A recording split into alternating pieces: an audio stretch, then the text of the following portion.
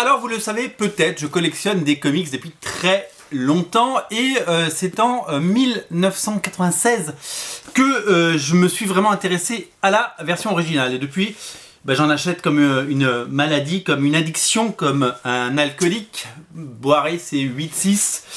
Tous les jours, toutes les semaines, tout le temps, je consomme du comics.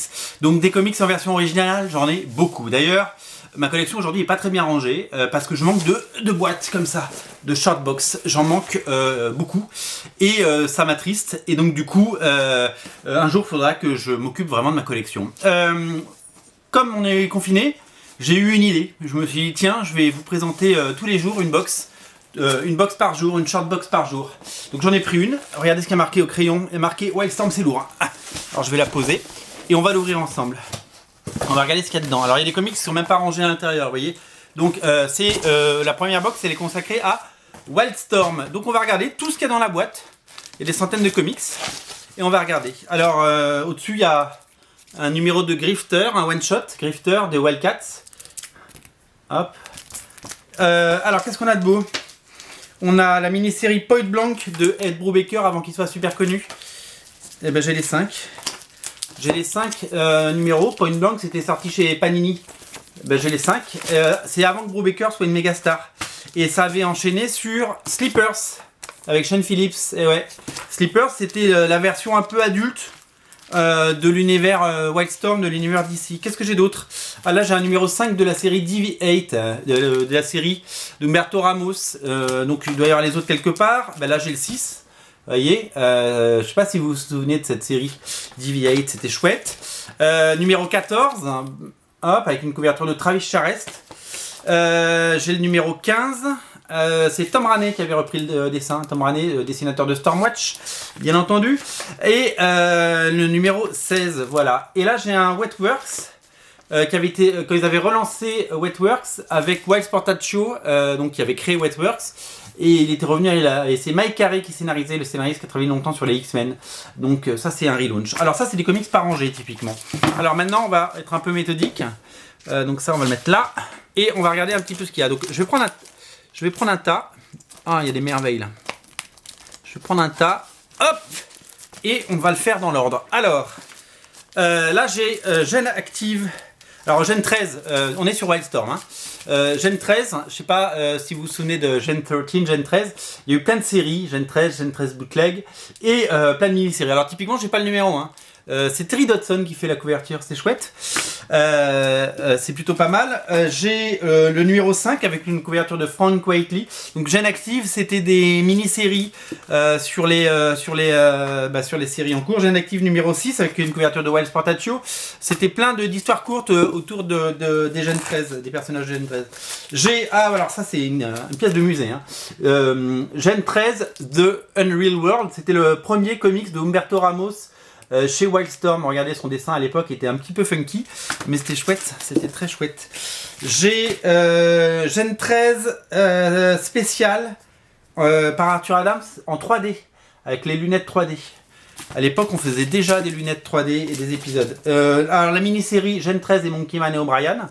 Alors il y avait eu, alors ça déjà, vous voyez le collectionneur. Hop, acheté en double. Je me suis dit, oh bah tiens, ça vaudra quelque chose un jour. Tu parles, ça vaut rien. Il y avait 2 couvertures. J'avais pris les 2 couvertures. Donc pour le numéro 1. Donc Arthur Adams, scénarisé et dessiné le crossover Gen 13 Monkey Man. Ça c'est cool. Donc 2 couvertures pareil pour le numéro 2. Donc j'avais pris les 2 couvertures comme un fada. Et après il y a eu des annuals. C'est Warren Ellis et Steve Dillon, le regretté Steve Dillon. Donc ça c'est le premier annual Gen 13 et ça c'est l'annual de Gen 13 Bootleg par les mêmes auteurs, Warren Ellis et Steve Dillon. Parce qu'il y avait 2 séries, il y avait Gen 13 et Gen 13 Bootleg. Il y a eu un crossover Gen 13 Génération X, donc aussi dessiné par Arthur Adams. Donc avec évidemment 2 couvertures, une couverture de Campbell, une couverture de Adams. J'avais adoré la mini-série Gen 13 Max dessinée par Tom Cocker sur un scénario de Bill Messner-Loeb. Voilà, et c'était un one-shot. Alors, donc après on enchaîne sur Gen 13 Bootleg. Voilà, alors hop, Gen 13 Bootleg c'était la 2e série Gen 13. Donc le premier... Alors non, il y avait eu le one-shot, la série Ordinary Heroes. de Adam Hughes. C'était son premier travail, Adam Hughes, chez Wildstorm. Il avait mis 8 mois à faire les 2 numéros. À l'époque, c'était un truc de dingue. Et il avait rejoint le studio Wildstorm. Voilà. Et après, il y avait eu la série Gen 13 Bootleg. C'était une série de one-shot par des grands auteurs. Donc Alan Davis avait fait le premier numéro. Et il en avait et même le 2 d'ailleurs, parce que c'était soit en 1 soit en 2 épisodes. Il y avait eu le numéro 3 par Dan Norton et Sandra Hope, c'était déjà moins prestigieux. Troisième numéro par Terry Moore et Tom Cocker, donc Tom Cocker, deuxième visite de l'univers, donc voilà, il y a eu 2 numéros, voilà. Ensuite, James Robinson et Scott Hampton avaient fait un épisode, très chouette. C'était bien cette série, j'aimais bien. Et après, il y avait eu les Gen 13 bootleg de Adam Warren. Il avait fait 2, donc c'était Grunge the Movie. Et donc c'était super drôle parce que c'était dessiné, scénarisé par Adam Warren. Et je crois que c'était en 3 parties. Voilà, c'était en 3 parties. Ça me fait plaisir de revoir ces choses-là, parce que je les ouvre pas toujours tous les jours mes box. Lopestri Simonson en fait un one-shot. C'était dessiné par Lopestri. J'aime bien Lopestri comme dessin. Et il y avait eu 2 numéros, One of Two. Puis Mike Wieringo avait fait, le regretté Mike Wieringo avait fait un épisode. Numéro 13, j'ai pas le 14, je sais pas ce que c'était le 14. Là, c'est Kevin Nolan et Kevin Nolan. Donc, j'avais pas tous les numéros, mais alors, allez savoir pourquoi j'ai pas le 14. C'est peut-être soit un auteur qui me plaisait pas, soit autre chose. Ensuite, alors après, Adam Warren était revenu sur Gen 13. Il avait fait le Gen 13 Magical Drama Queen Roxy. C'était très drôle. C'était un peu la suite voilà, c'était en 3 parties. C'était très manga, comme on dit, mais c'était très chouette. Qu'est-ce que j'ai d'autre? Gen 13 Weird, je sais même pas ce que c'est, je sais que c'est Richard Bennett qui fait le dessin, c'est plutôt joli. Un Gen 13 Going West par Andrew Robinson, un one-shot. Gen 13 ça marchait très fort, hein, ils en sortaient beaucoup. Hein. Et alors ça c'est la première mini-série Gen 13, alors ça je les ai pas achetés au moment de la sortie, je sais même pas quand est-ce que je les ai eu après, mais moi je me souviens j'habitais à Montpellier, et on entendait parler de Gen 13 et c'était un phénomène, il fallait absolument les avoir, et j'ai fini par les avoir. Donc ça c'est première mini-série Gen 13 avec le numéro 0, le numéro 1, vous vous rendez compte, alors ça vaut rien, hein, c'est pas des comics qui valent très cher. Numéro 2, mais ça c'est la série régulière Gen 13, hein, c'est pas la mini-série, je pense que j'ai pas la mini-série. Numéro 3, signé par Alex Garner, et ouais, l'encreur. Numéro 4, signé par Alex Garner, j'ai quand même des comics signés, je les avais rencontrés à Avignon, et Tom McQueenie qui a fait les backup stories. Ça c'est Jim Lee qui avait repris le dessin de Gen 13 pendant 2 numéros, voilà. On arrive au 7, numéro 8 avec une couverture de monsieur c'est Campbell, voilà, Gen 13, Campbell. Numéro 9 avec le personnage inspiré par Trent Reznor de Nine Inch Nails. Numéro 10 avec un crossover Fire from Heaven, complètement oubliable. Le numéro 11, voilà, avec ce crossover pas terrible. Puis le numéro 12, cette couverture complètement mythique du numéro 12. Ouais, donc en fait, j'ai pas la mini-série Gen 13 en TPB. Et après, il y a eu le numéro 13, Gen 13 13. Il y a eu le 13 13A, 3 numéros de 13 pages. Numéro B, et ça coûtait 1,30$. Pas con, hein. Et numéro C, ABC. Donc 3 numéros 13. Puis, ils étaient les rois du marketing. Gen 13, c'était les premiers à faire 13 couvertures, c'était les premiers à faire des trucs comme ça. Jim Lee, c'était vraiment le roi du marketing. Après, c'est Luke Ross qui a dessiné l'épisode numéro 14. J'ai pas le 15. Non, j'ai pas le 15, étonnamment. Campbell est revenu faire les derniers épisodes de Gen 13. Voilà, il est revenu, Campbell, faire le 17, 18, et après c'est Al Rio qui a pris la suite, je crois. Il faisait toujours les couvertures, mais c'était Al Rio. Voilà, typiquement le 20, il fait que la couverture, et après c'est Al Rio qui dessine. Donc j'avais laissé tomber parce que ça me plaisait pas Al Rio comme dessin, et j'ai repris le 25. Couverture d'abord magnifique de Travis Charest, et puis Gary Frank qui est arrivé.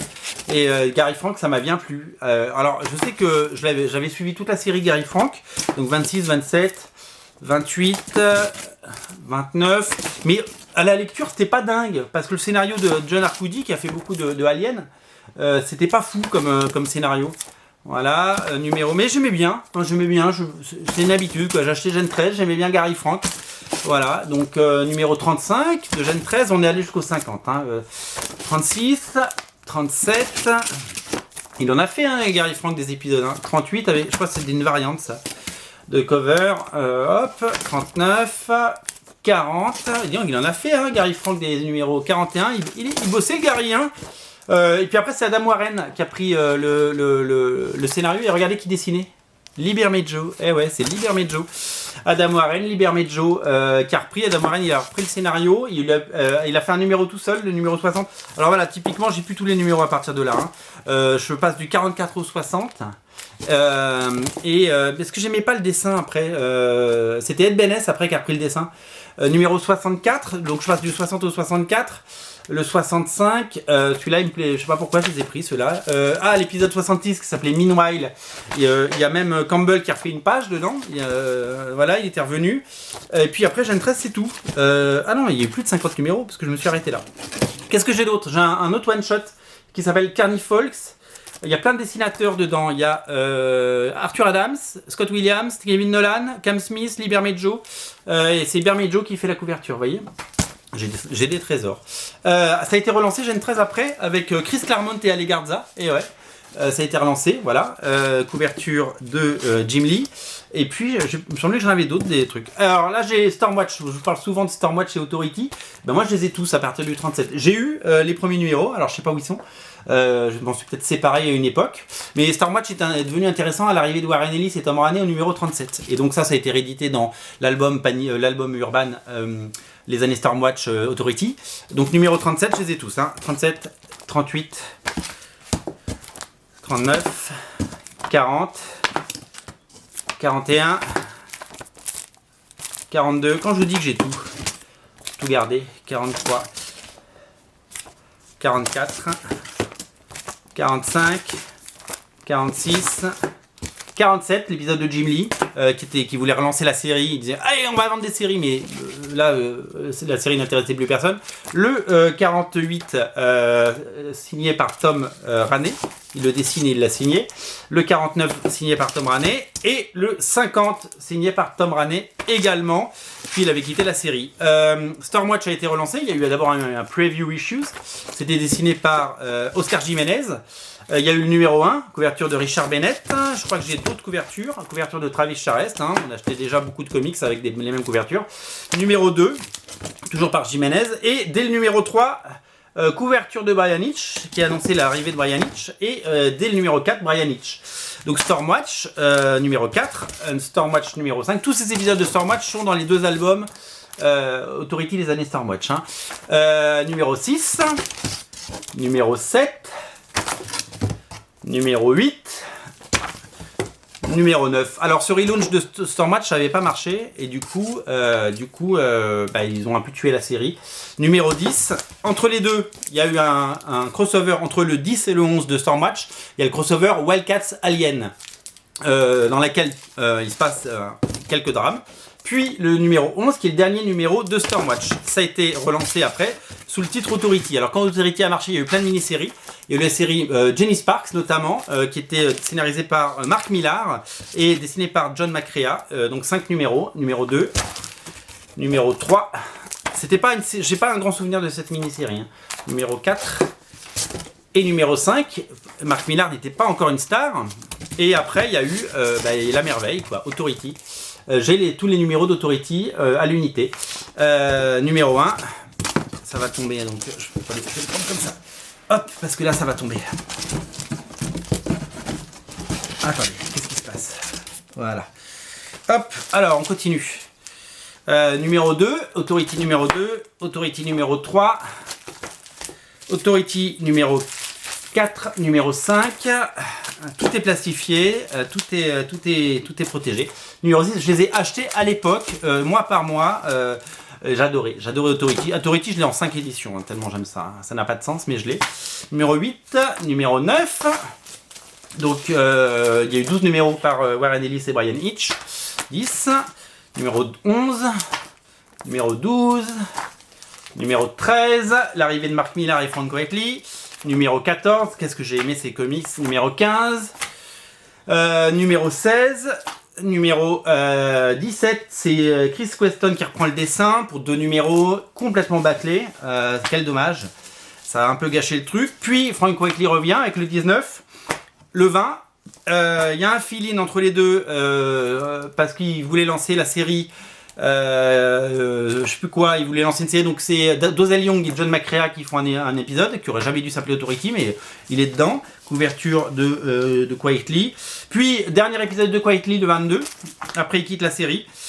Pendant ce temps, il demande à Arthur Adams de finir, mais pendant ce temps, il publie 4 épisodes de Tom Peyer et Dustin Nguyen que j'ai beaucoup aimé.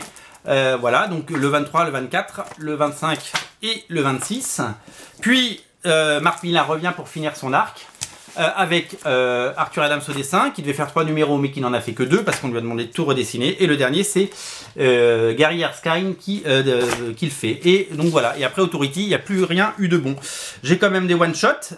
J'ai celui-là par... c'est pas Grant Morrison ça.